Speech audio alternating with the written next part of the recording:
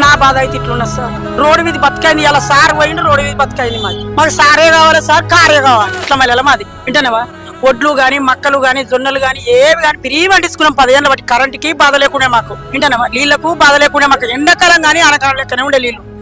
ఇప్పుడు కాంగ్రెస్ వచ్చింది సార్, నీళ్లు లేక ఈ బండి పెట్టుకుని వచ్చి 3 ఎకరాలు 4 ఎకరాల మక్క సార్. నాకు 7 ఎకరాలు ఉంది. 3 ఎకరాల మక్క ఎండిపోయింది, 3 ఎకరాల వరి ఎండిపోయింది. ఇక వచ్చి బండి పెట్టుకున్నా సార్. మాకు సారే కావాలి సార్, కారే కావాలి. అంతకన్నా మించి మాకు ఏం లేదు. ఇక లోకం జనం దగ్గర ఎట్లుండదు అని నా ఉద్దేశం ఇట్లున్నది సార్. ఉన్న ముచ్చట చెప్తాను నేను.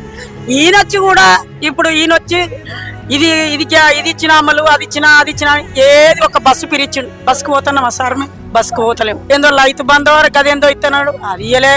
మళ్ళా రుణమాఫీ 2 లక్షలు చెప్తున్నాడు, చేయలేదు సార్. ముసలిళ్ళకి పింఛన్లు 4,000 సార్, 2,000 ఇస్తాడు. ఇక అన్ని అయిన దగ్గరనే తప్పులు పెట్టుకొని మేమేం చేయాలి సార్? ఏం చేయాలి చెప్పు.